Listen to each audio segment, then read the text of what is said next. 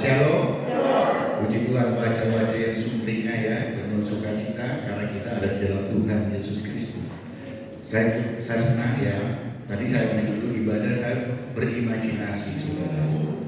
Berimajinasi seandainya saya hidup pada masa Rasul Paulus, ya kan.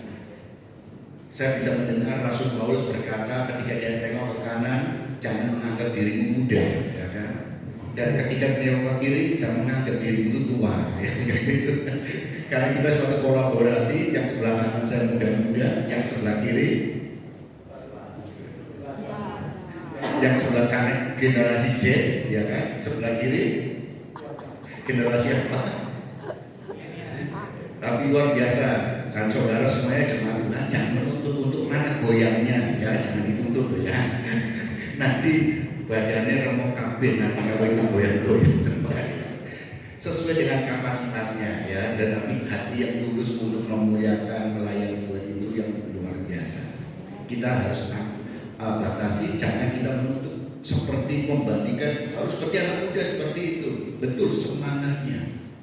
Maka ibu bapak saudara, kalau kita berbicara semangat di dewasa muda, yang muda didewasakan, yang dewasa dimudahkan jiwanya, ya kan, jiwanya. Bukan kalau ibadah dewasa muda langsung jadi muda. Yang pasti rambut putihnya akan berkurang, sudah. Yang pasti itu. Ya, oke, puji Tuhan, kita akan masuk dalam satu perjamuan, masuk dalam firman Tuhan untuk masuk dalam perjamuan kudus. Saudara, pada pagi hari ini kita akan belajar tentang satu esensi dari kekristenan adalah anugerah atau kasih karunia. Di dalam kekristenan tanpa kita memahami tentang kasih karunia atau anugerah Tuhan, maka kita tidak akan pernah merasakan untuk bersyukur. Padahal kita menjadi orang Kristen itu harus selalu mengucap syukur adalah senantiasa. Tidak boleh lepas dari kehidupan kita. Dengan kita mengucap syukur maka ada kekuatan. Dengan mengucap syukur kita akan memandang kehidupan itu semakin indah. Dengan kita belajar, kita mengucap syukur, maka kita akan memandang setiap persoalan-persoalan yang ada dan Tuhan izinkan terjadi untuk kita hadapi. Semua pasti dengan mindset kita adalah untuk mendatangkan kebaikan untuk kita. Jadi secara manusia biasa ada keluhan-keluhan, tetapi kita adalah dengan kita mengucap kita punya anugerah, memahami tentang anugerah dan mengucap syukur, maka semua secara dalam keterbatasan manusia, tapi Tuhan akan memakai kita di dalam keluar biasaannya. Di dalam keterbatasan kita sebagai manusia, kekuatan dan pikiran kita, logika kita, otak kita ini ada batasnya. Tetapi bersama dengan Tuhan, penyertaan Tuhan, kita tidak akan pernah merasakan kita ini terbatas. Karena apa? Keterbatasan secara manusia di dalam Tuhan, di dalam penyertaan Tuhan dijadikan tidak terbatas. Ini dapat menerobos satu hal ini. Oleh sebab itulah kita akan belajar tentang anugerah. Kita harus menyadari hidup itu adalah anugerah. Kita harus menyadari bahwa apa yang kita terima saat ini semua adalah anugerah. Kita juga harus memahami bahwa setiap keberadaan kita ini, jabatan, pangkat, semuanya ini semua adalah anugerah. Maka di dalam kondisi apapun kita bisa mengucap syukur. Ketika mungkin kita dibawa dalam lembah kekalaman, bukan karena Tuhan membenci kita, tetapi Tuhan menginginkan supaya kita menyadari bahwa kita perlu kembali kepada levelnya Tuhan. Kita tidak pernah mengatakan bahwa kita ini hidup itu seperti roda, kadang di bawah, kadang di atas. Karena Tuhan senantiasa berkata kepada melalui firman-Nya adalah bahwa hidup kita selalu dituntun tiap langkah-langkah kita. Maka tidak pernah kalau Tuhan menuntun kita langkah-langkah orang itu selalu kadang seperti nasib ada di bawah, ada di atas. Maka kita akan mengatakan kita percaya dengan nasib. Orang Kristen tidak boleh percaya dengan nasib. Karena nasib itu di dalam Tuhan itu selalu mendatangkan kebaikan untuk kita. Tidak ada nasib manusia itu ditakdirkan untuk memiliki nasib tertentu, tidak. Tetapi di dalam Tuhan kita firman Tuhan katakan kita bukan dijadikan ekor, tapi kita kepala. Tuhan menyertai kita untuk apa? Memperoleh kemenangan demi kemenangan. Tuhan menuntun langkah-langkah kita untuk apa? Kita menuju kepada berkat-berkatnya Tuhan. Tuhan menuntun setiap langkah-langkah kita untuk apa? Kita mencapai apa yang maunya Tuhan untuk kita. Kegagalan atau apapun itu karena kita punya target. Kebahagiaan, manusia berkata kebahagiaan itu jika kita itu menaruhkan sesuai dengan ekspektasi kita, maka kita akan bahagia. Tetapi apakah ekspektasi kita sesuai dengan rencana Tuhan? Belum tentu. Oleh karena itu kebahagiaan sesungguhnya adalah ketika kita bisa belajar mengucap syukur di dalam segala hal. Dan untuk bisa belajar mengucap syukur segala hal, kita harus memahami hidup itu adalah anugerah Tuhan. Nah, saudara yang dikasih Tuhan Yesus Kristus, ya, lanjut. Kalau kita mau melihat tentang di dalam 6 ayat firman Tuhan yang kita baca dalam 1 Korintus pasal 15 ayat 1 sampai 11 dikatakan demikian. Dan sekarang saudara-saudara, aku mau mengingatkan kamu kepada Injil yang aku beritakan kepadamu dan yang kamu terima, dan yang di dalamnya kamu teguh berdiri. Oleh Injil itu kamu diselamatkan, asal kamu teguh berpegang padanya, seperti yang telah ku beritakan kepadamu, kecuali kalau kamu telah sia-sia saja menjadi percaya.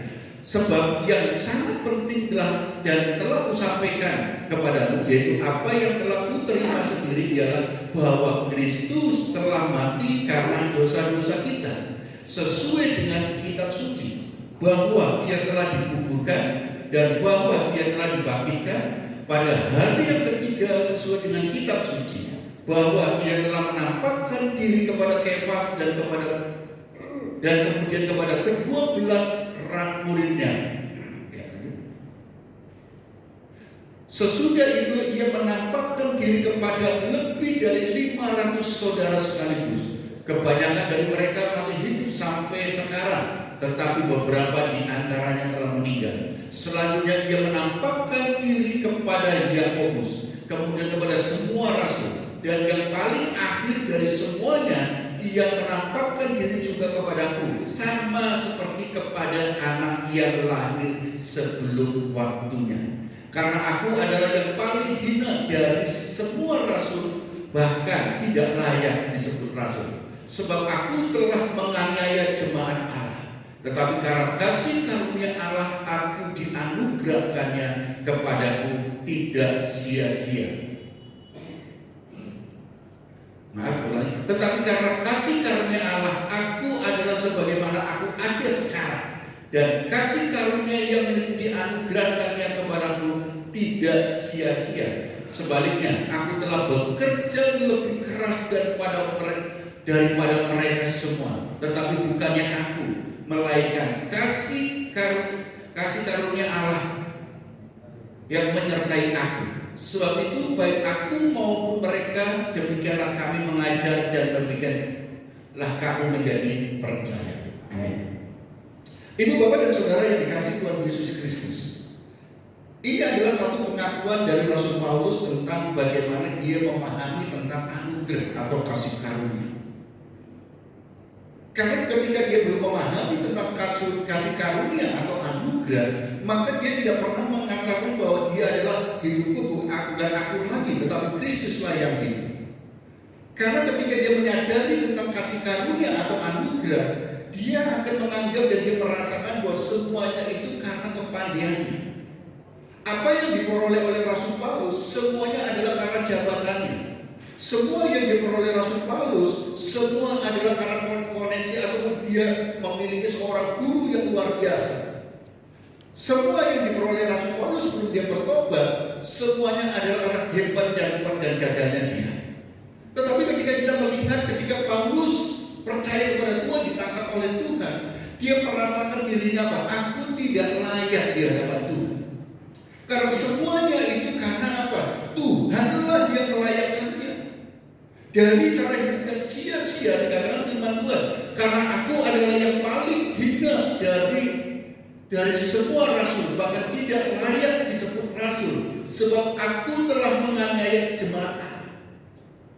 Satu pengakuan Rasul Paulus bahwa kehinaannya dia, ketidaklayakannya dia lah.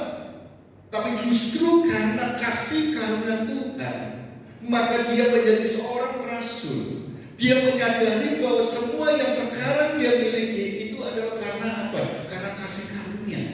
Oleh karena itulah kasih karunia tidak boleh dibangga-banggakan. Kasih karunia tidak boleh menjadi satu kesombongan dia, tetapi kasih karunia itu adalah sebagai ucapan syukur kepada Tuhan. Karena apa? Namanya kasih karunia itu adalah pemberian Tuhan, bukan karena kelayakan kita. Kasih karunia itu karena apa? Tuhan memberikan dari kita yang seharusnya tidak layak untuk menerima, kita boleh menerima. Yang seharusnya kita mati karena dosa neraka yang kita peroleh, tetapi melewat kasih karunia kita boleh diselamatkan. Lewat kasih karunia yang seharusnya kita tidak punya apa-apa, tetapi Tuhan memberikan karunia kepada kita untuk kita dilengkapi oleh Tuhan. Yang seharusnya kita ini adalah orang yang senantiasa ditekan, tetapi oleh kasih karunia kita dijadikan permata oleh Tuhan. Saudara, itulah kasih karunia. Oleh karena itulah kita sebagai orang percaya harus menyadari tentang kasih karunia itu atau anugerah. Bahwa segala sesuatu yang ada dan kita hadapi dan kita miliki semuanya itu karena kasih karunia. Ketika kita dikasih karunia, menyadari hal itu dan memahaminya dengan benar, maka apa yang menjadi kesombongan kita, kebanggaan kita, kekuatan kita. Bapak-bapak, ibu-ibu yang sebelah kiri saya tadi ngomongin pujian, sadar itu kasih karunia, masih diberi kesempatan untuk melayani Tuhan.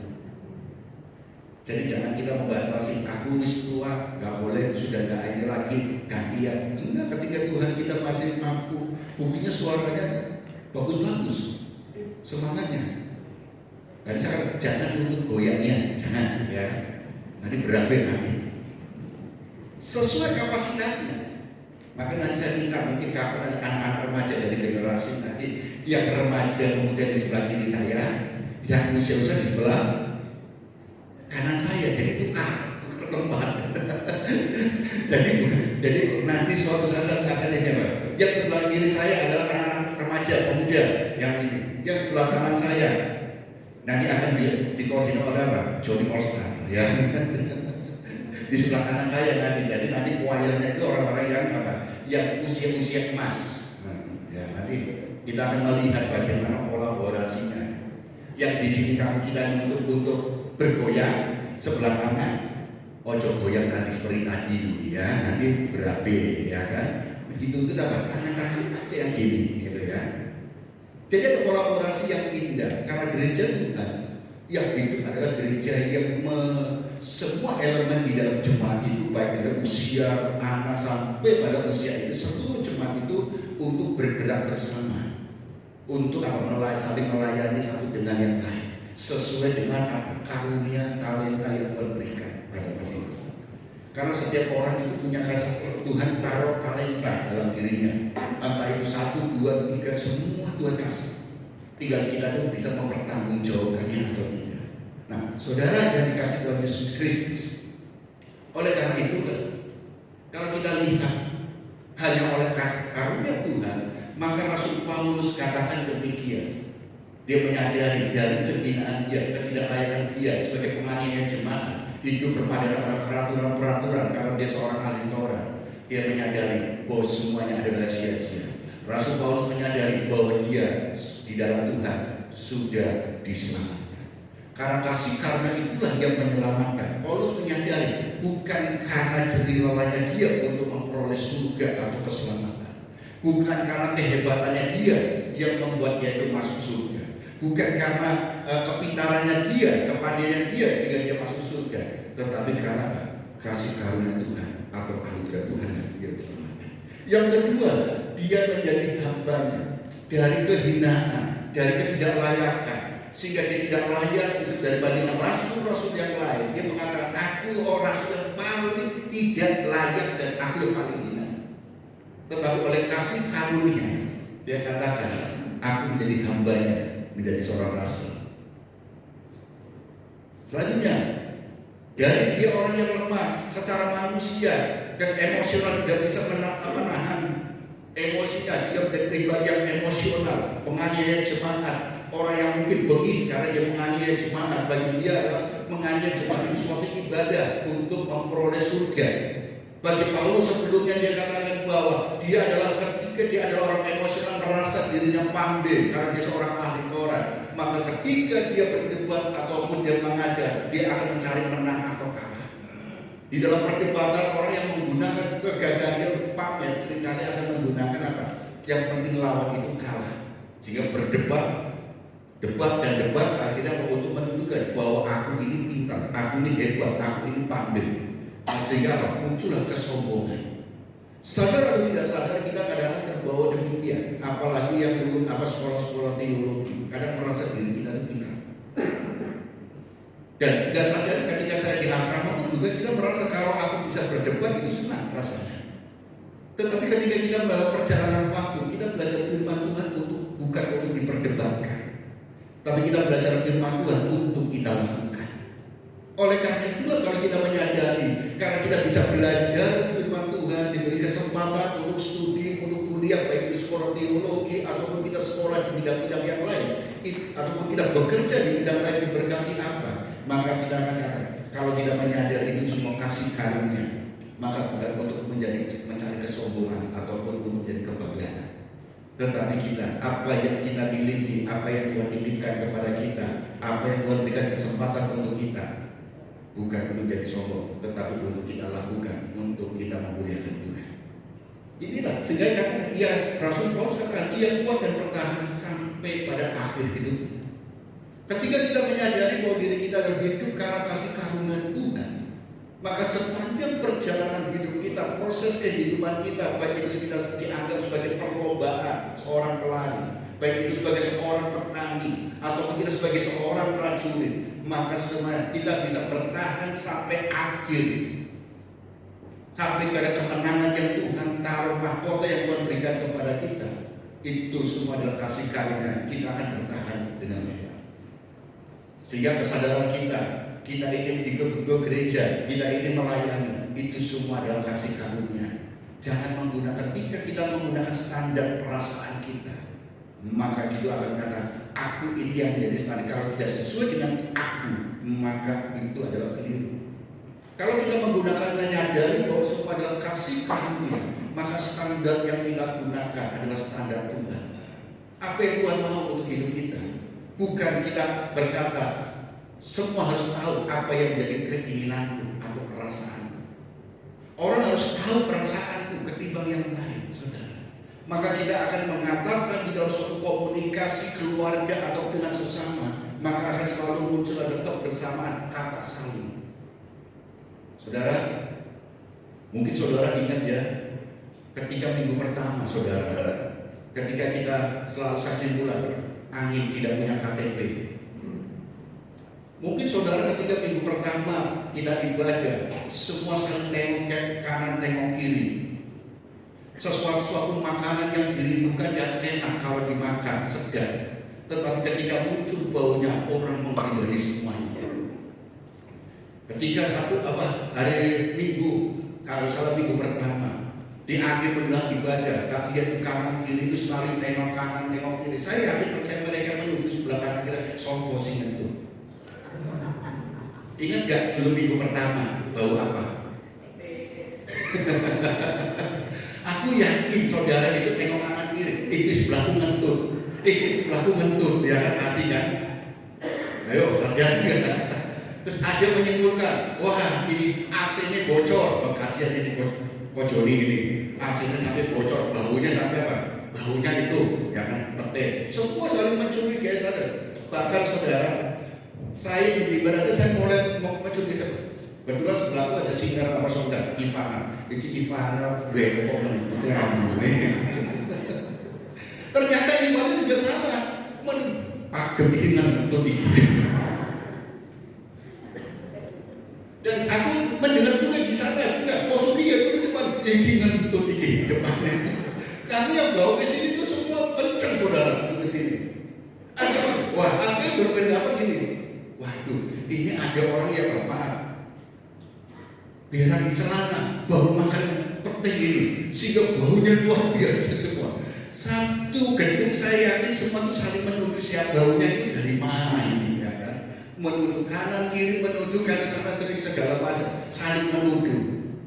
Tetapi apa yang terjadi ketika kita ibadah kita buka pintu, ternyata stay lagi goreng pete saudara di depan itu. Pete sama apa? Sama ikan asin saudara. Bau itu apa?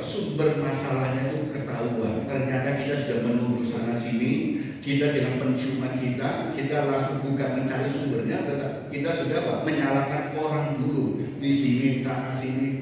Dan ketika saat itu saya katakan ke Ivana, Ivana, sorry, aku minta maaf ya, aku setuju kamu bahwa kamu itu di sebelahku, kok kentut ya gitu.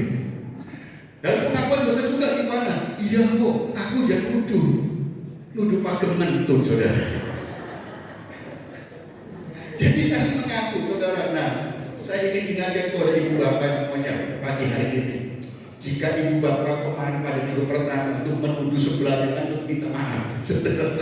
Ataupun kita sudah mengambil, oh ini sebelah ngentut ini. Ayo nanti minta maaf ya habis ibadah ya. Sorry aku setuju kamu ngentut. Ini yang disebut angin tidak punya KTP saudara. KTP-nya mana? Nggak tahu. Bisa karena kemarin saya saudara. Kita kembali ke jalan kebenaran pada Alkitab. Kita ini harus menyadari tentang kasih karunia. Oleh karena itulah, saudara, ya, setiap orang percaya harus menyadari bahwa semuanya hanya oleh anugerah Tuhan. Saudara diselamatkan, itu kasih karunia Tuhan. Saudara mungkin diberi kesempatan untuk pelayanan, itu adalah kasih karunia. Baik itu pelayanan di mimbar atau pelayanan di dunia-dunia yang lain, itu adalah kasih karunia. Pelayanan itu bukan berbicara hanya di mimbar gereja. Saudara diberi kesempatan mungkin memiliki usaha dan bisa membawa orang-orang untuk bekerja. Jadilah saksi untuk mereka sehingga kita bisa nama Tuhan dipermuliakan lewat profesi kita. Saudara punya toko, mungkin saudara juga berdagang. Jadilah pedagang yang takut Tuhan. Karena ketika saudara dipercaya punya toko untuk berdagang dan laris ramai, itu karena kasih karunia Tuhan. Berdaganglah dengan benar, bukan hanya prioritas utama dalam mencari keuntungan dan keuntungan, tetapi saudara akan tetap gak punya kesaksian di dalam hidup Kristus yang hidup di dalamku. Itu yang harus utama. Kalau saudara profesi apapun yang saudara sedang geluti, jadilah saksi Tuhan. Ketika saudara mungkin sakit, terbaring tempat tidur, kalau saudara menyadari bahwa itu semua adalah kasih karunia Tuhan, maka saudara tidak akan pernah mengeluh. Di dalam kita melihat aku sakit seperti ini, masih ada orang yang lebih daripada kita. Ketika kita sakit gak bisa apa-apa, mungkin di tempat tidur kita mengeluh dan mengeluh, justru membuat kita semakin menderita.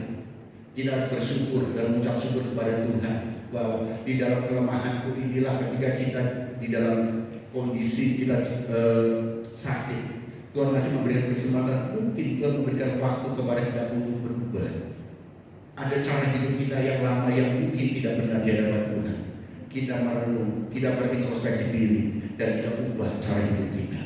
Tuhan masih memberikan kesempatan kita untuk memperbaiki diri. Ada seorang ibu yang saya kenal baik sekali dan dia sekarang sudah almarhum.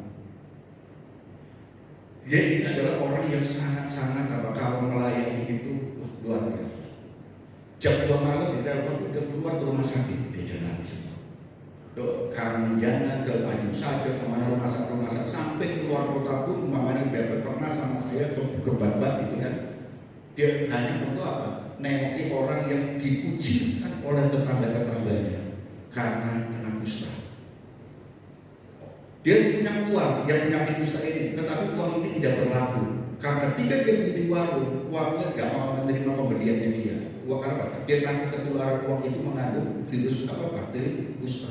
Sehingga walaupun dia punya uang, dia nggak bisa beli apa-apa. Lalu pertanyaannya bagaimana makannya? Adiknya kakaknya saya lupa itu, dia kerja di Surabaya sebagai penarik becak. Ketika dia dengar itu, dia tanya ke saya, ayo Hansen ikut pergi ke sana. Dan ketika ke sana, itu sore, kemudian malam, dan akhirnya negosiasi kita dengan warga. Orang yang sakit kusta ini akhirnya kita bawa, minta tolong ambulan, kita sewa ambulan puskesmas dibawa di daerah Aceh sana saudara, Mojosari. Kan itu saya ada rumah sakit khusus kusta sana. Sampai jam 1 malam sampai sana. Dan ketika saya tanya, kenapa Anda kok begitu? Dia kata, tante sudah divonis oleh dokter. Jadi kenapa? Kanker stadium 4. Dan dikatakan, jadi di tulang belakang sini ya kan, sehingga dikatakan dokter memberikan waktu, memprediksikan waktu umur itu tangan Tuhan. Tante diprediksi hanya hidup bisa sekitar 4 bulanan. Sehingga dalam waktu 4 bulan itu dia mulai bergerak, bekerja luar biasa untuk memperbaiki diri. Karena waktunya dia dokter mengatakan 4 bulan. 4 bulan itu maksudnya dengan manusia gitu kan. Tapi Tuhan bisa punya semakin dekat, berkurang atau kita tidak tahu. Itu waktunya Tuhan. Sehingga karena menurut prediksi dokter adalah kasih waktu 4 bulan, saya harus bekerja luar biasa. Bekerja apa? Bukan untuk mengumpulkan uang, tetapi dia bekerja untuk bagaimana dia memperbaiki diri. Dulu dia adalah fokusnya uang. Tapi sekarang dia mengubah semuanya. Aku hanya ingin mencari perkenanan Tuhan. Dia punya apa? Semua dari karena semua itu kasih karunia Tuhan. Karena punya usaha itu karena kasih karunia Tuhan. Maka semuanya untuk mulai. Kalau Tuhan gerak itu kasih. Dan dia melayani rumah sakit kemana-mana luar biasa. Dia mempersiapkan ternyata Tuhan kasih bukan 4 bulan, lebih lagi ternyata pelayan luar biasa sampai 2 tahun saudara dia bertahan 2 tahun 3 tahun. Tetapi dia ketika kita bisa mengucap syukur di dalam kondisi segala hal, maka kita bisa memperbaiki apa yang Tuhan mau untuk aku. Tetapi kalau kita tidak pernah bisa mengatakan mengucap syukur ataupun kita memahami tentang anugerah Tuhan, maka itu semuanya adalah malapetaka bagi kita. Di dalam Tuhan tidak ada malapetaka. Yang adalah bagaimana kita belajar. Kondisi lingkungan kita ini boleh berganti, tetapi malapetaka tidak ada. Oleh karena itulah ketika kita berbicara karena mengucap syukur akan membentuk karakter kita. Karakter yang selalu mengucap syukur kepada Tuhan, bahwa semuanya adalah titipan daripada Tuhan. Maka orang percaya harus menyadari hal ini. Setiap orang percaya harus menyadari semuanya hanya oleh anugerah Tuhan. Saudara punya kepandaian, anugerah Tuhan. Saudara punya usaha bisnis, anugerah Tuhan. Saudara punya rumah yang bagus, itu anugerah Tuhan. Nanti ketika Tuhan panggil, itu tidak kita bawa. Kita lahir dengan telanjang, pulang pun dengan telanjang. Memang ketika kita didandani, saudara, ketika kita mungkin dari jenazah itu pakai baju yang bagus, emas-emas yang bagus, tetapi kita pulang ke rumah Bapak yang di sana tidak ada baju-baju bagus. Ketika kita lahir ke dunia ini, tidak ada orang yang lahir ke dunia ini dari perut sudah didandani, saudara. Pakai baju yang bagus, pakai emas, gelang, kalung, dari kandungan itu didandani dulu, enggak. Setelah keluar, telanjang semua, baru diberesin.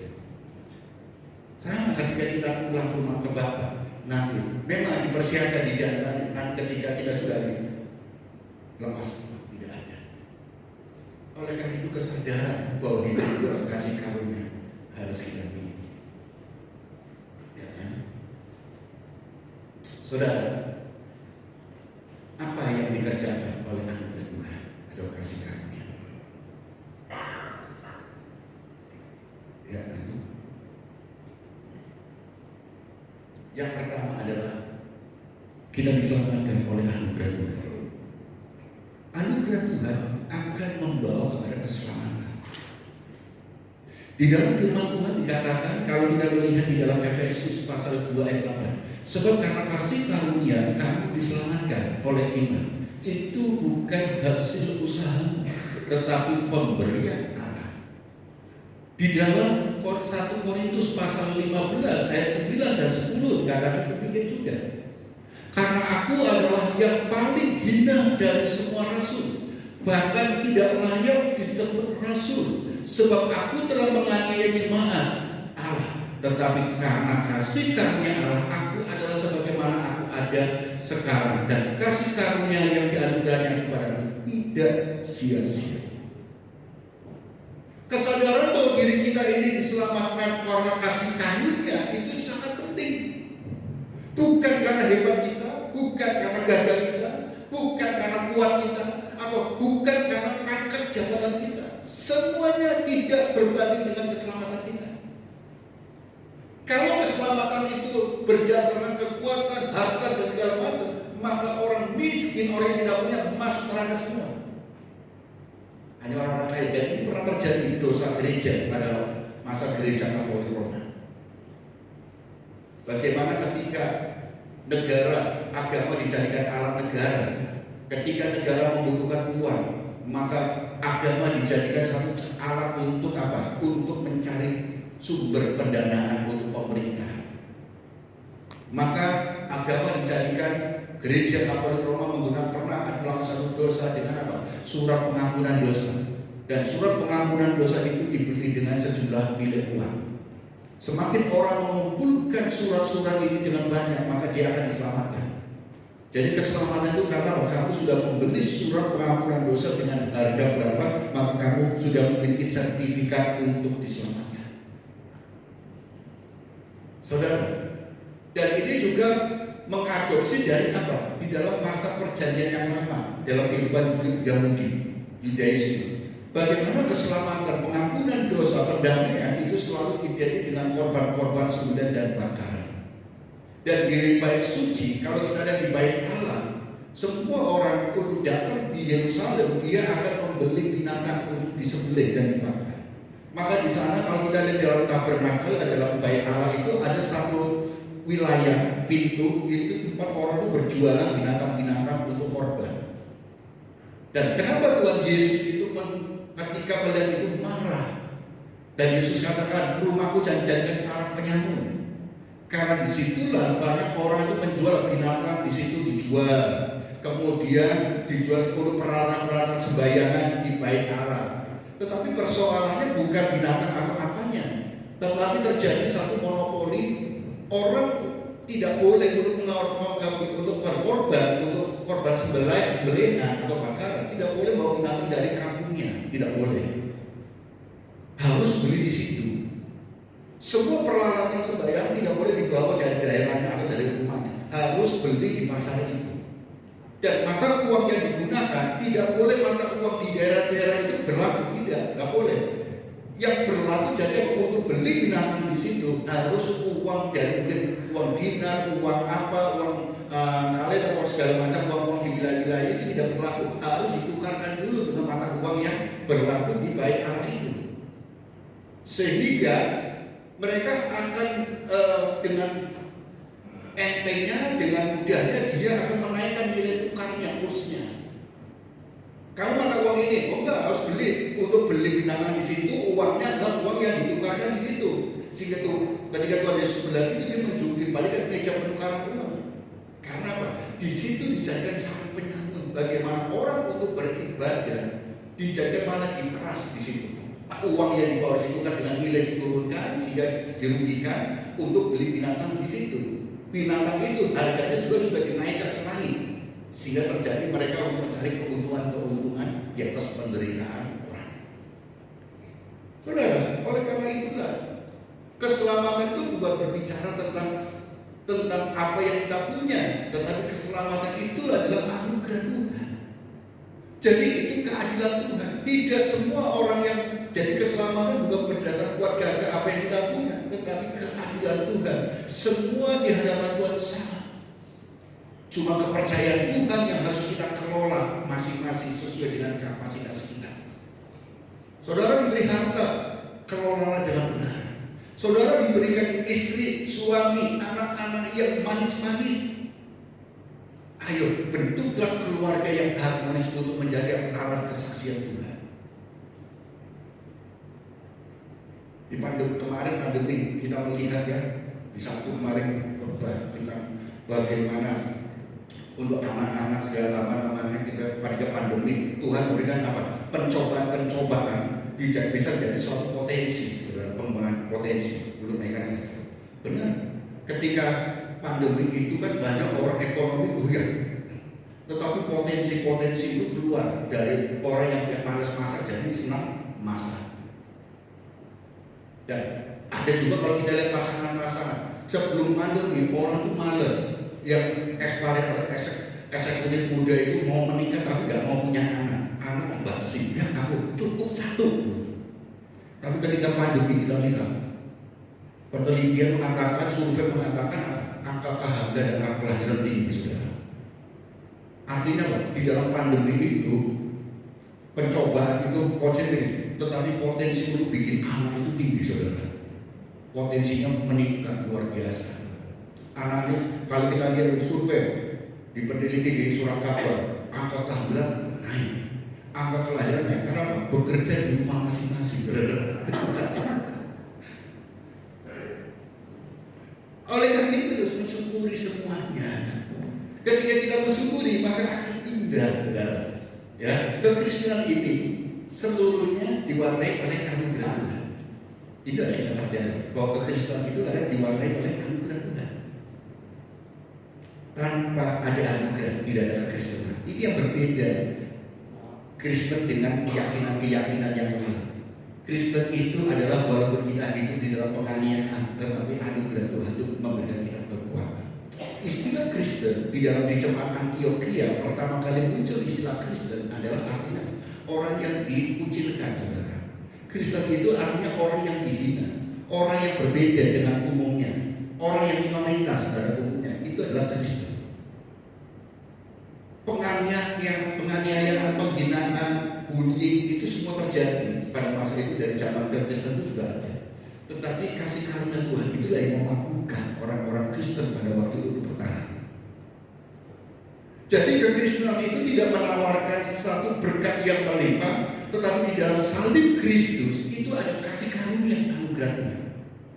Maka kalau saudara menjadi orang Kristen fokusnya kepada berkat dan berkat kemenangan kesusahan dan kesusahan, saudara akan kecewa. Tapi fokuslah kepada salib Kristus yang menganugerahkan kita kepercayaan demi kepercayaan. Lewat salib Kristus, pengorbanan Yesus, ada anugerah yang membawa kita untuk mengelola kepercayaan.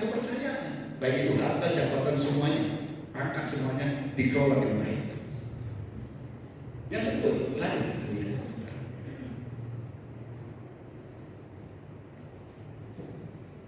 Yang kedua, kita diperkaya oleh anugerahnya, sehingga kekayaannya menjadi milik kita. Pangkat, jabatan. Nah, dalam 1 Korintus pasal 15 ayat 10 dikatakan demikian. Tetapi karena kasih karunia Allah, aku adalah sebagaimana aku ada sekarang, dan kasih karunia yang dianugerahkannya kepadaku tidak sia-sia. Sebaliknya, aku telah bekerja lebih keras daripada mereka semua, tetapi bukannya aku, melainkan kasih karunia Allah yang menyertai aku. Ketika kita menyadari semua adalah kasih karunia atau anugerah Tuhan, maka kekayaan yang menjadi milik kita itu adalah kasih karunia. Pangkat jabatan itu adalah karena kasih karunia. Ketenangan jiwa itu kasih karunia. Ini akan membuat kita rajin untuk bekerja. Karena apa? Melainkan kasih karunia Allah yang menyertai aku. Sebaliknya aku telah bekerja lebih keras daripada mereka semua. Semakin membuat kita semakin kerja keras. Karena apa? Tuhan masih memberikan kita kesempatan untuk bekerja. Maka saudara, ya ibu-ibu, bapak-bapak yang mungkin secara fisik aku wis tuwe gak bisa begini, nggak boleh mengatakan demikian. Jangan menganggap dirimu tua. Selama kita diberi kesempatan, ayo. Bapak-bapak ini ibu-ibu dan ini membuktikan ternyata bisa. Pertama untuk ngajak untuk hidup angelnya luar biasa, saudara. Wangil. Tapi kok tahu ujuk-ujuk langsung apa? Siap ini. Luar biasa. Karena itu kasih karunia. Nanti kalau kita sudah berdiri, sudah gak bisa lama, gak bisa, gitu kan? Mungkin kita masih kuat berdiri, kita minimal sudah senam apa? Otot kaki itu kuat. Saudara bisa berdiri setengah jam ternyata, kan itu kan? Ini suatu kesadaran, anugerah Tuhan. Oh ternyata aku masih kuat berdiri setengah jam. Kalau kita nggak bisa ini, ya kita nggak. Kalau kita lihat dari kelemahan keterbatasan tubuh kita, itu menjadi alasan kita tidak bisa berkembang untuk naik level perkenanan Tuhan. Maka kita akan katakan di sini kalau kita jadi apa? Semakin giat kita bekerja untuk apa? Jabatan yang kita peroleh, jangan puas dengan jabatan itu. Jangan puas dengan apa yang Tuhan percayakan kepada kita, karena Tuhan akan membawa kita naik terus ke level yang berikutnya. Tidak ada rasa puas di hadapan Tuhan. Kita akan haus dan lapar. Firman Tuhan, berbahagialah orang yang haus dan lapar akan kebenaran, maka kita akan dipuaskan. Haus dan lapar apa, saudara? Kebenaran. Firman Tuhan mengajarkan kepada kita kebenaran firman Tuhan, mengajarkan bukan kita jadi pemalas, tapi kita kalau kita pemalas belajarlah pada semua. Kita akan semakin rajin untuk bekerja selama masih ada kesempatan. Saya melihat ibu-ibu di sini yang usia ini, Tante Sipora, Tante Widya, luar biasa. Usianya di atas kepala 8 semua, tapi masih kalau jalan itu lari aja kencang, saudara. Buat, coba bandingkan yang lain, mungkin suruh balapan. Saya itu balapan sama Tante Sipora, sama Tante Widya, saya kalah, saudara, balapan. Tapi kalau untuk balapan naik sepeda motor, oke, bisa menang, saudara. Dan kita lihat orang semangat semua. Apalagi kalau naik motor itu kenceng, saudara. Padahal kalau dia sadari motornya jambungnya 3. Tapi kita mensyukuri, kita masih diberi kesempatan untuk melayani Tuhan, saudara. Kita masih akan diberi kesempatan untuk bekerja. Nah, kesadaran bahwa kan semua ada kasih karunia menjadikan kita semakin giat untuk bekerja. Kesusahan sehari cukuplah sehari, besok ada kesusahannya sendiri. Jadi hari ini jangan menunda pekerjaan, selesaikan pekerjaan hari ini. Mungkin besok kita belum ada, itu enggak ada. Jadi tidak menunda-nunda, menjadi kita giat untuk bekerja hari ini untuk hari ini, besok ada kesusahan sendiri. Terus melangkah terus. Sehingga saudara, ya,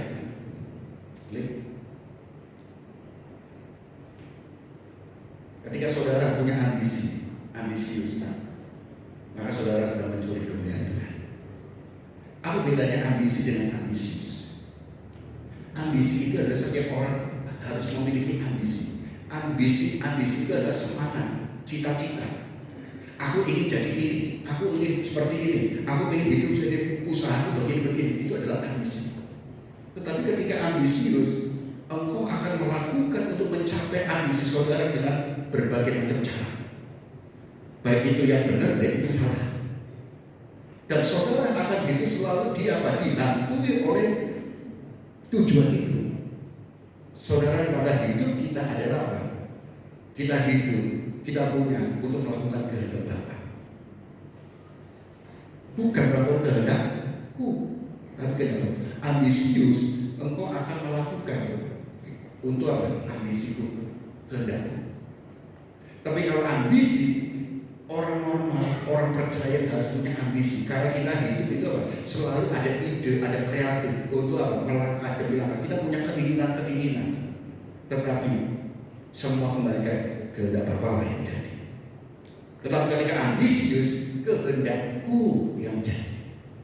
Bedanya ya. Ya, lanjut. Di dalam 2 Korintus pasal 8 ayat 9 dikatakan demikian.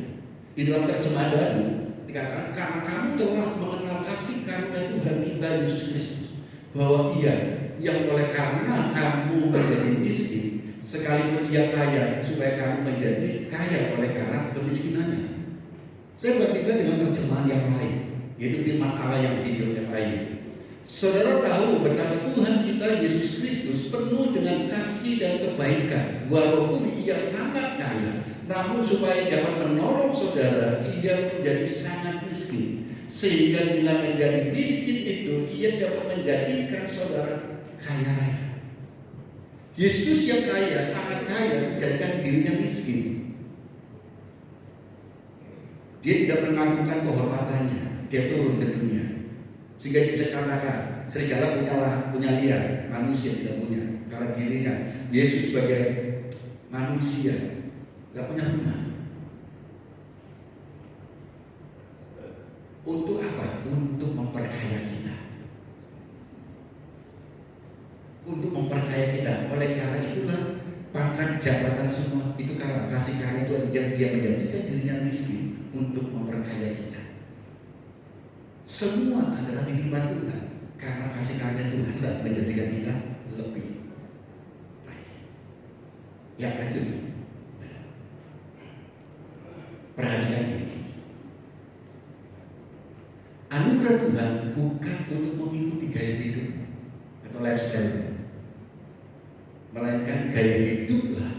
harus mengikuti anugerah Tuhan. Kalau saudara mengikuti gaya hidup, karena kita berpikir Tuhan izinkan mungkin usaha kita tidak kurang berkembang, ekonomi lagi sulit, penghasilan kita semakin menurun. Apa yang harus kita lakukan? Apakah kita menuntut Tuhan untuk mencukupkan kita? Apakah kita menuntut Tuhan untuk apa? Tuhan, aku tiap bulan butuh sekian, usahaku menurun, penghasilan doa itu cukupkan, lebihkan lagi. Enggak. Justru Tuhan akan menginginkan kepada kita, turunkan gaya hidup kita, style kita, lifestyle kita untuk apa? Tuhan sedang membentuk kita sesuai anugerah Tuhan. Kita harus mengubah gaya hidup kita, lifestyle kita untuk mengikuti standarnya Tuhan. Bukan Tuhan yang apa? Ketika kita ada Tuhan akan apa? Mengikuti kita. Bosnya itu siapa? Kita hidup itu karena Tuhan, bukan Tuhan butuh kita. Tapi Tuhan, apakah kita yang butuh Tuhan? Tuhan kita adalah Yesus, bukan kita. Maka apa? Di dalam keadaan apapun, kita harus mengikuti standar Tuhan. Ketika kita mungkin rugi, Tuhan izinkan kerugian itu terjadi. Mungkin kita teledor, mungkin kita merasa apapun yang kesalahan-kesalahan kita. Tapi kita bukan menuntut Tuhan kembalikan harta tidak. Tuhan bisa mengembalikan harta. Tetapi Tuhan lebih peduli apa? Pribadimu untuk apa? Hidup benar di hadapan Tuhan. Maka gaya hidup kita harus mengikuti apa maunya Tuhan, stylenya Tuhan, gaya hidup kita dengan anugerah Tuhan. Itulah kesadaran tentang anugerah. Kita harus mengikuti apa yang terjadi dalam diri kita saat ini, bukan melihat aku, tapi lihat Tuhan yang punya mau atas diri kita. Ya, lanjut. Yang ketiga kita lihat anugerah Tuhan itu yang pertama menyelamatkan kita, yang kedua Tuhan akan memberikan kita jabatan kekayaan sehingga dia menjadi miskin untuk kita. Yang ketiga adalah kita ini dengan kuasanya, kita dilengkapi dengan kuasanya, dengan anugerah Tuhan kita dilengkapi dengan kuasanya. Anugerahnya mengizinkan orang percaya untuk bermegah dalam kelemahannya.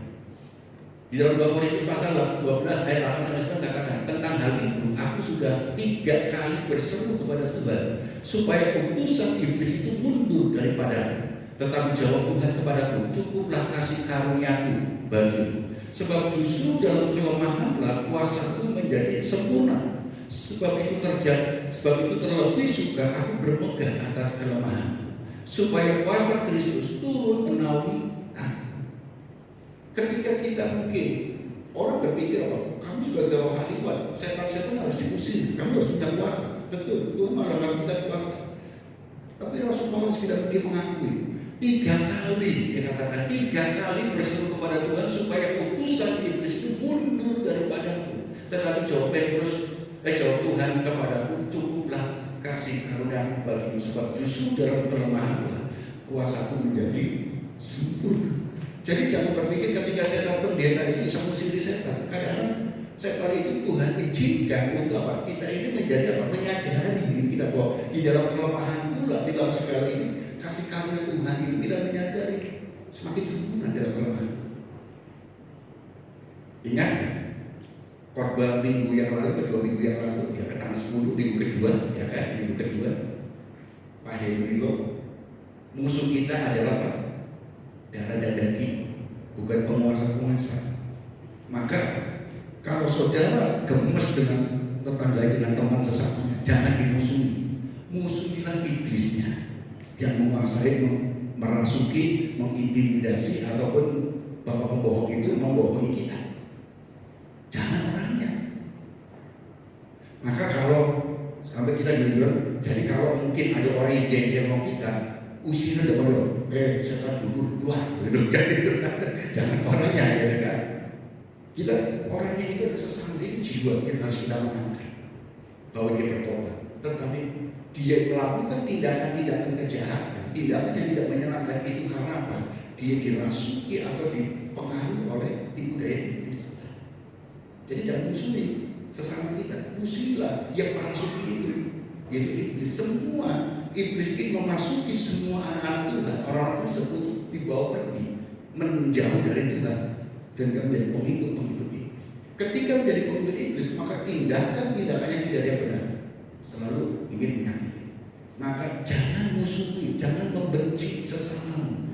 Sehingga Tuhan Yesus kata, jangan membenci, jangan membalas kejahatan dengan kejahatan, tapi balaslah kejahatan dengan kebaikan. Kasihlah Tuhan Allahmu dengan segala hati, jiwa dan pikiran, dan kasihlah sesama manusia. Yang engkau musuhi adalah tipu daya iblis. Manusia sejahat apapun jangan dimusuhi, tapi balaslah dengan kebaikan. Musuhilah iblis, supaya apa? Iblis tidak mempengaruhi jalan pikirannya dia dan tindakannya dia. Musuh kita adalah darah dan daging, bukan. Musuh kita bukanlah darah dan daging, tetapi penguasa-penguasa itu darah. Ya, lanjut. Saudara,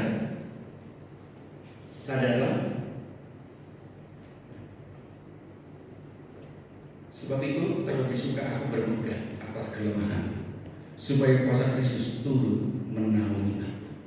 Ini suatu kesadaran bagi kita bahwa semuanya karena kasih karunia. Di dalam kelemahan Tuhan izinkan untuk membawa kita naik. Di dalam kelemahan Tuhan inginkan kita menjadi apa? Ada kesempurnaan, sehingga apa? Kasih karunia kita bisa bermegah semuanya. Bermegah di dalam kelemahan, kita bisa melihat orang-orang yang di bawah kita dan kita bisa bersyukur. Tapi kalau saudara melihat atas terus, saudara tidak pernah bilang mengatakan orang itu ada di bawah. Belajarlah kita itu lihat ke bawah, supaya kita menyadari kenapa orang ketika naik gunung ataupun kita naik ke bukit, jalan yang menanjak ini selalu dalam posisi naik itu kan tidak akan tegak, tapi ada membungkuk. Ketika naik ke gunung pasti ada membungkuk, supaya kita lihat ke bawah tidak terantuk dan keseimbangan. Kalau saudara lihat ke atas terus dalam posisi naik, engkau akan jatuh karena tidak tahu di bawah itu ada apa. Kesuksesan yang saudara miliki, kekuatan yang saudara miliki, kehebatan apa yang saudara miliki, ingatlah ke bawah. Bahwa kita ini apa di dalam kelemahan itu ada kesempurnaan. Kita boleh bermegah dalam kelemahan kita karena Tuhan itu ada. Kita bisa waspada dan kita bisa belajar mengucap syukur. Ternyata masih banyak orang-orang di bawah yang perlu kita angkat untuk naik. Banyak orang-orang ketika naik gunung lemah, dalam posisi kita bisa narik mereka. Saudara, coba lihat kalau lihat orang yang naik gunung, pasti dalam posisi ketika naik, dia akan sering membungkuk, merendahkan dirinya untuk daya gravitasinya, sehingga dia bisa melihat. Ketika selesai kalian alami rendah hati, terlalu rendah hati. Ketika engkau Tuhan apa izinkan engkau turun, tegaklah. Orang turun dari gunung tidak akan mundur, tetapi akan tegak untuk menjaga keseimbangan.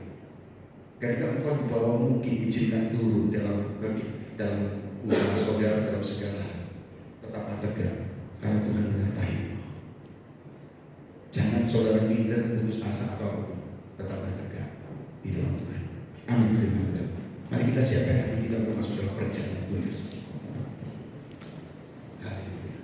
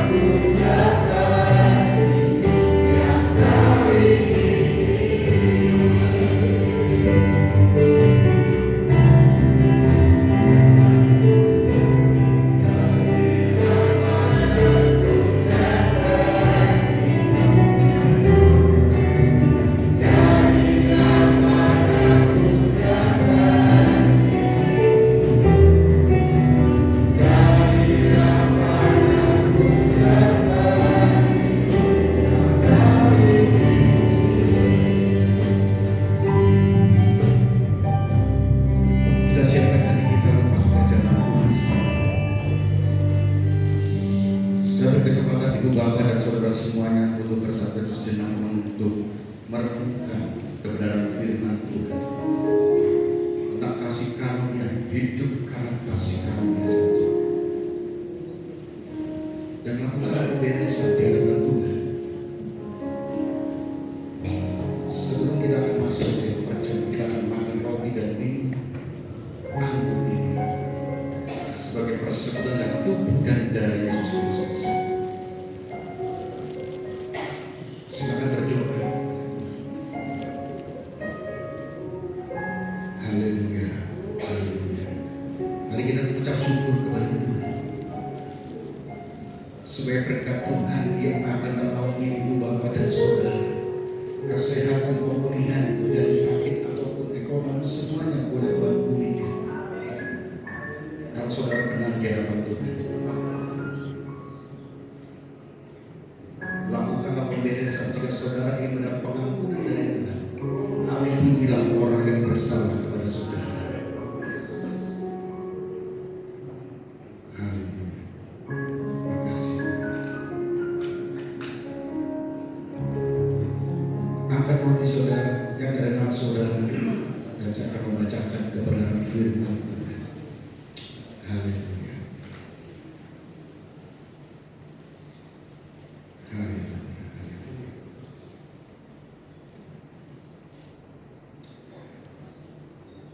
Sebab apa yang telah kuteruskan kepadamu telah aku terima dari Tuhan, yaitu bahwa Tuhan Yesus pada malam waktu ia diserahkan mengambil roti, dan sesudah itu ia mengucap syukur atasnya, ia memecah-mecahkannya dan berkata, inilah tubuhku yang diserahkan bagi kamu. Perbuatlah ini menjadi peringatan akan aku. Ibu bapak dan saudara yang dikasihi Tuhan Yesus Kristus, percayakah bahwa roti yang ada di tangan saudara setelah kita doakan bersama-sama di dalam nama Tuhan Yesus Kristus bukan roti biasa, tetapi ini adalah suatu persekutuan dengan tubuh Yesus Kristus. Percayakah saudara? Haleluya. Mari kita makan bersama-sama.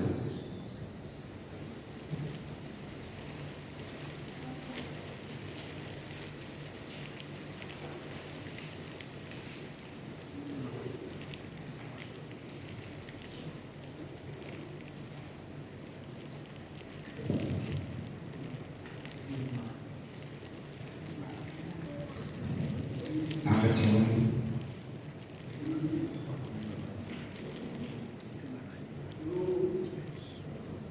Haleluya. Haleluya. Demikian juga ia mengambil cawan sesudah makan, lalu berkata, cawan ini adalah perjanjian baru yang dimeteraikan oleh darah.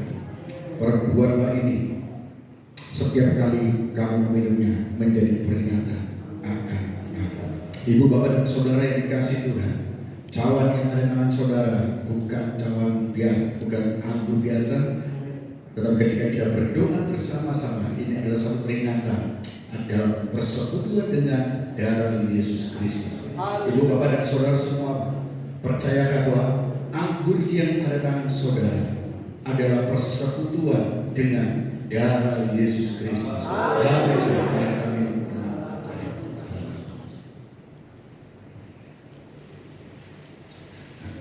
Haleluya. Haleluya. Haleluya. Haleluya. Terima kasih. Terima kasih. Terima kasih. Terima kasih. Haleluya. Terima kasih Tuhan atas kasih setia yang telah memberikan kami kesempatan untuk kami persekutuan tubuh dan darah Tuhan. Biarlah Tuhan lewat kuasa Tuhan dalam persekutuan kami dengan tubuh dan darah ada keselamatan, ada kesembuhan, ada pemulihan keluarga, ada pemulihan ekonomi, ada pemulihan untuk pekerjaan saudara, bisnis saudara, ada pemulihan untuk studi saudara, dan terlebih saudara meyakini dan semakin menyadari kita hidup itu semua karena kasih karunia Tuhan saja, bukan kuat dan gagah kami. Saudara yang dikasihi Tuhan Yesus Kristus, selalu mengucap syukur di dalam segala hal. beserta dan menyertai saudara. Di dalam segala kelemahan kita boleh berpegang, karena Tuhan ingin menyempurnakan hidup saudara. Di dalam nama Tuhan Yesus kami berdoa dan mengucap syukur. Haleluya. Amin.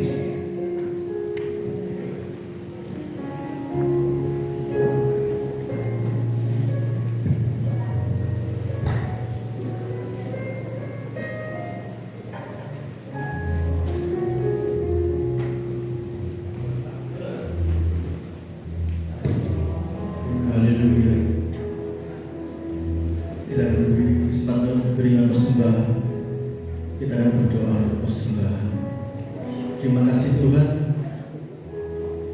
atas firman Tuhan pada siang hari ini yang kembali mengingatkan kepada setiap kami bahwa semua hidup kami, apa yang ada pada kami, semua yang kami peroleh itu adalah anugerah Tuhan, semata-mata Tuhan. Terima kasih Tuhan, sedangkan kami persembahan di pekerjaan Tuhan di tempat ini.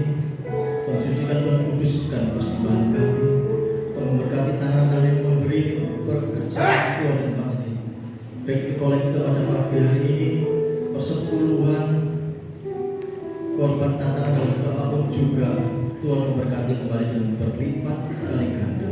Terima kasih Tuhan dalam nama Yesus. Haleluya. Amin.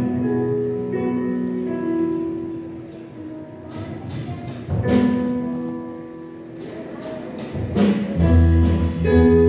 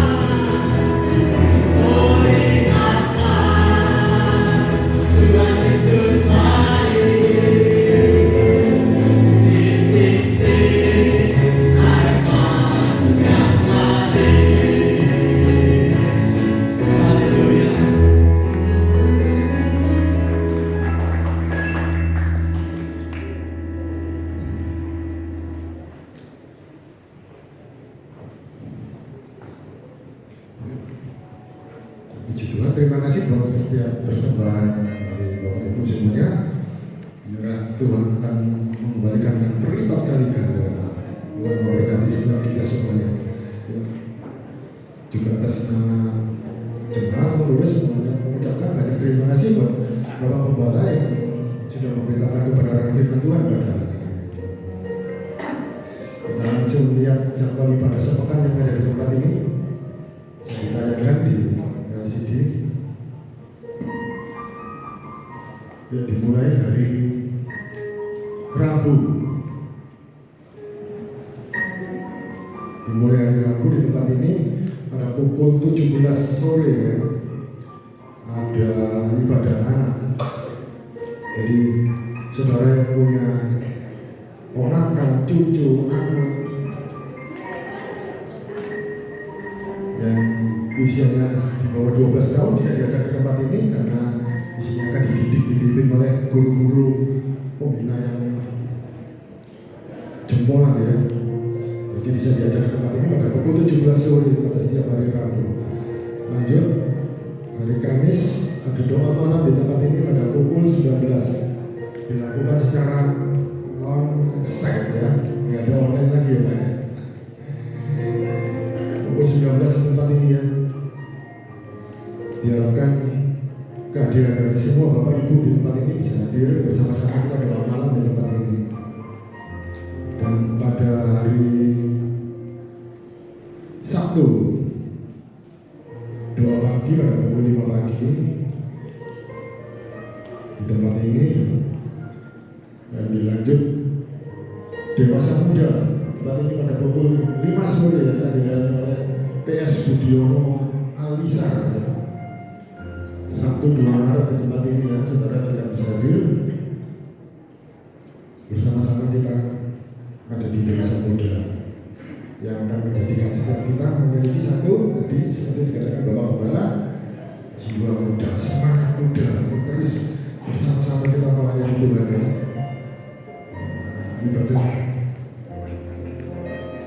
Ibadah raya di tempat ini minggu depan, ini yang sekarang ya, minggu depan akan dilayani oleh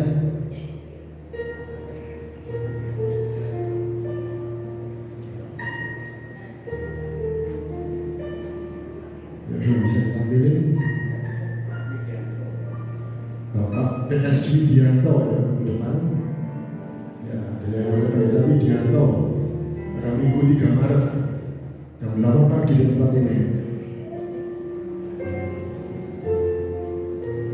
Dan dilanjut pada pukul 10.30 ya, ada gym di lantai 2. Yang bisa ditampilin ya, itu tadi jadwal sepekan yang ada di tempat ini. Saya juga ucapin luar biasa ya buat anak-anak choir tadi ya, memberikan apresiasi yang luar biasa buat anak-anak. Lalu juga buat pujian yang bisa buat diri saya, semangatnya luar biasa. Mungkin ada solusi untuk bisa ditukar dari bapak-bapak ini jadi choir untuk kedepannya ya, mungkin ya lebih seru ya.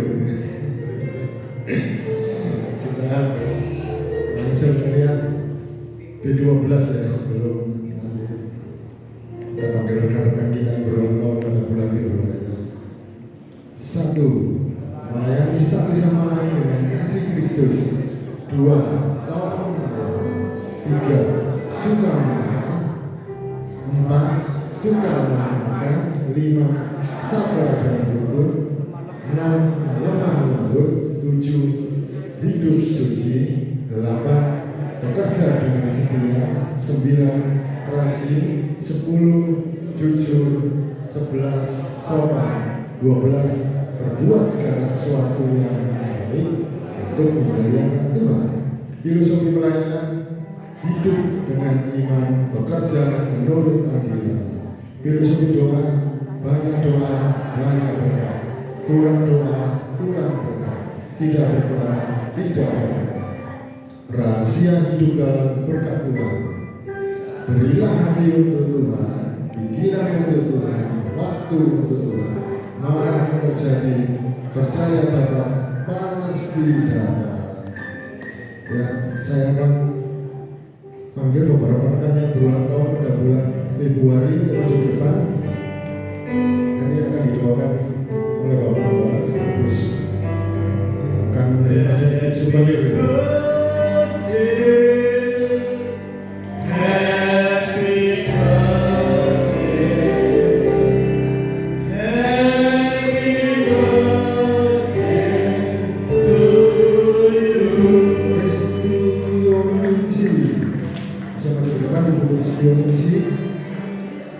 Ada Ibu Miajen,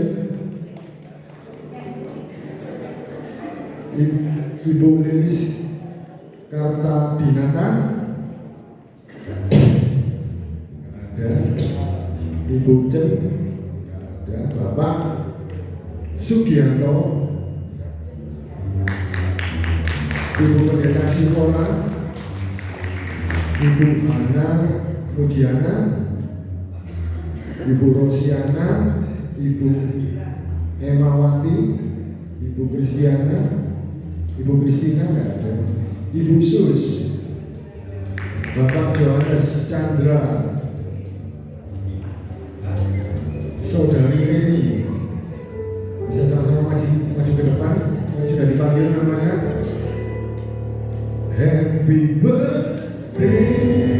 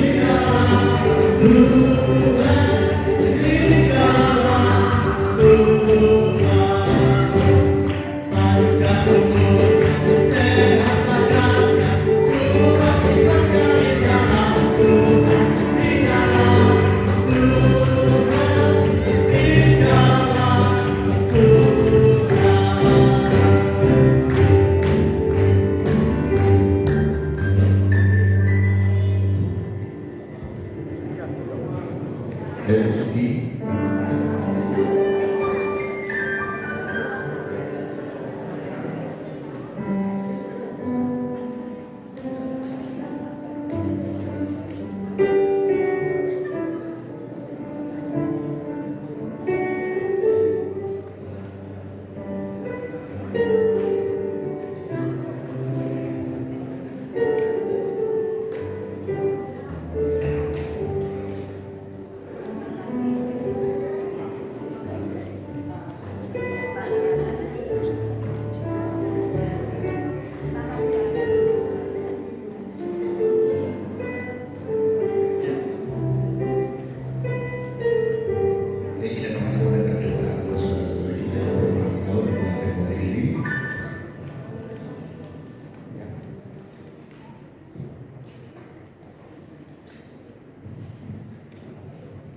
Mungkin ada yang berulang tahun yang tidak sebutkan, mungkin belum dipanggil ke bulan Februari. Silakan maju ke depan. Ada? Nggak ada? Jadi kita sama-sama berdiri, kita berdoa bersama-sama untuk saudara-saudara kita yang berulang tahun.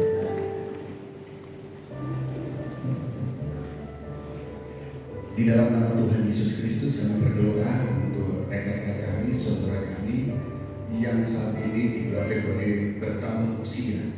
Dan kami berdoa memohonkan berkat Tuhan untuk beliau-beliau Tuhan, diberikan kekuatan kesehatan, diperlancar untuk usahanya, dan juga Tuhan senantiasa memberikan damai secara terbaru Tuhan Yesus Kristus. Apa yang menjadi setiap kelemahan pengharapannya kami percaya di dalam Tuhan Yesus Kristus ada kekuatan yang baru, dan kami menyerahkan yang berulang tahun pada bulan Februari ini dalam tangan Tuhan Yesus Kristus, di dalam kasih karunia-Mu dan juga di dalam penyertaan-Mu. Apa yang dikerjakan yang dijadikan berhasil, dan Tuhan memakai terus untuk jadi alat kemuliaan bahwa hidup adalah kesempatan untuk berkarya bagi Kristus dan senantiasa untuk menjadi saksi bagi Kristus dimanapun berada. Di dalam nama Tuhan Yesus Kristus kami berdoa dan mengucap syukur. Haleluya. Amin. Yesus memberkati. Ada aku ini foto sama senior-senior kita ini. Ya sini, saya di depan.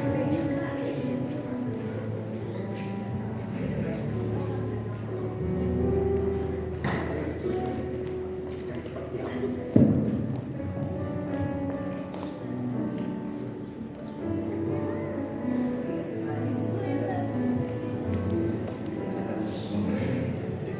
Saya undang Bapak untuk bangkit berdiri, kita akan akhiri ibadah kita.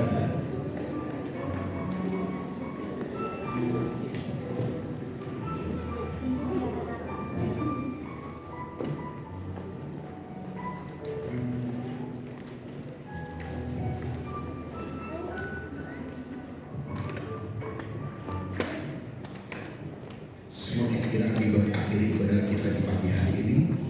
Semua bersatu hati untuk kita akan mengakhiri dan kita mengucap syukur kepada Tuhan atas kesempatan Tuhan berikan untuk ibadah kita di pagi hari ini.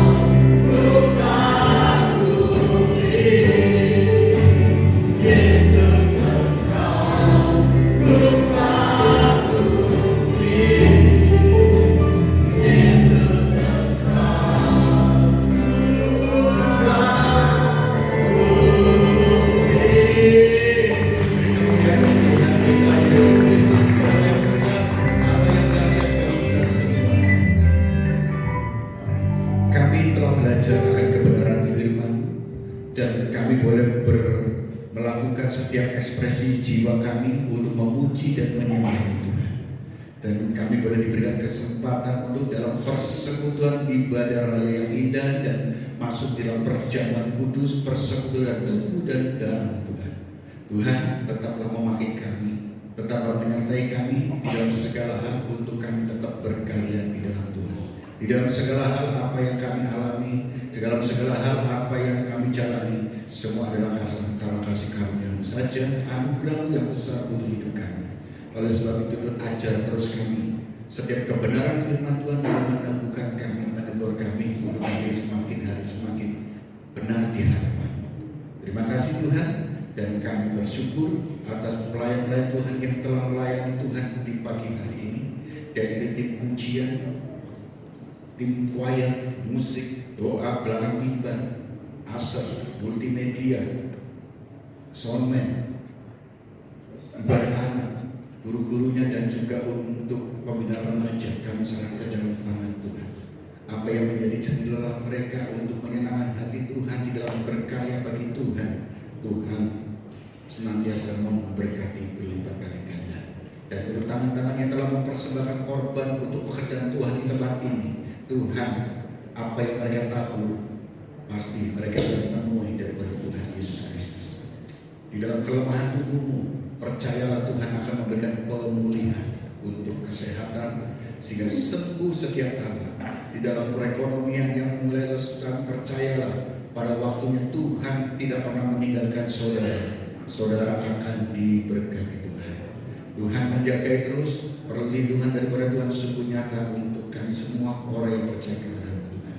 Untuk kegiatan-kegiatan di tempat ini kami serahkan ke dalam tangan Tuhan. Memberkati para pelayan-pelayan Tuhan, memberkati memberkati seluruh keluarga besar GBPS Jemaat Karya Asih kami dalam tangan Tuhan. Kami percaya kami hidup ketika ada kesatuan di antara kami, berkat-berkat Tuhan akan dicurahkan untuk kami semuanya. Terima kasih saudara kami yang tidak hadir, bagi mereka yang sakit Tuhan lawat dan Tuhan pulihkan untuk kesehatannya. Mereka yang berada di luar kota, Tuhan sertai dalam perjalanannya sehingga kembali bersama dengan kami.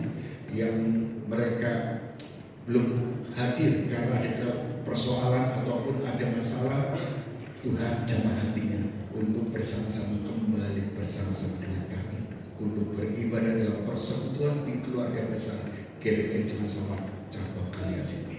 Karena kami adalah satu keluarga, satu saudara di dalam Tuhan Yesus Kristus, dan kami boleh belajar bersama-sama untuk saling melayani satu dengan yang lain. Indonesia yang kami cintai, Tuhan memulihkan Indonesia.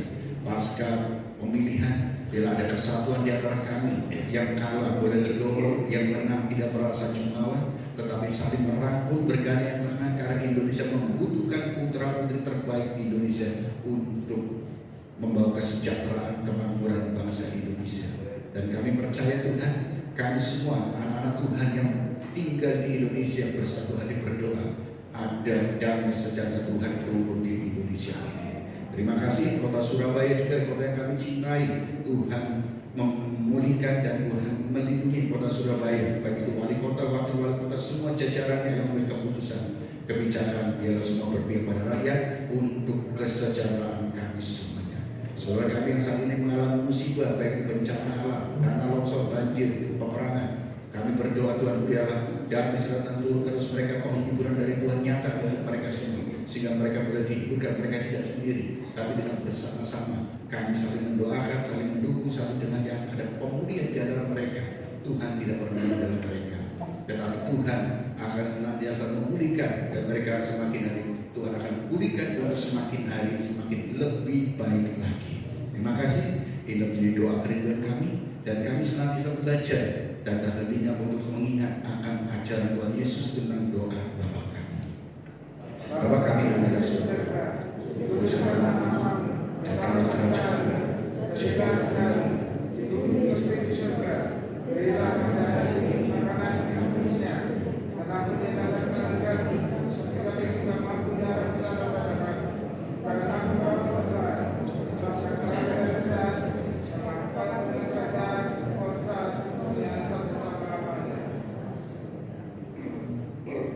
Ibu, Bapak, dan Saudara yang dikasihi Tuhan Yesus Kristus, angkat tanganmu untuk menerima berkat daripada Tuhan. Percayalah dan yakinlah bahwa Tuhan sudah memberkati saudara. Diberkatilah keluargamu, diberkatilah rumah tanggamu, diberkatilah hidup nikahmu, diberkatilah studimu, diberkatilah pekerjaanmu, bisnismu, usahamu, diberkatilah kesehatan. Apa yang saudara kerjakan dijadikannya berhasil, dan dimanapun saudara berada ada di dalam perlindungan Tuhan. Terimalah berkat ini di dalam kasih karunia Bapa di surga, cinta kasih anak yang tunggal Yesus Kristus, penghiburan persekutuan di dalam Allah Roh Kudus menyertai saudara mulai pagi hari ini sampai selama-lamanya. Di dalam nama Tuhan Yesus Kristus kami berdoa dan mengucap syukur serta menutup ibadah raya di pagi hari ini. Yang percaya katakan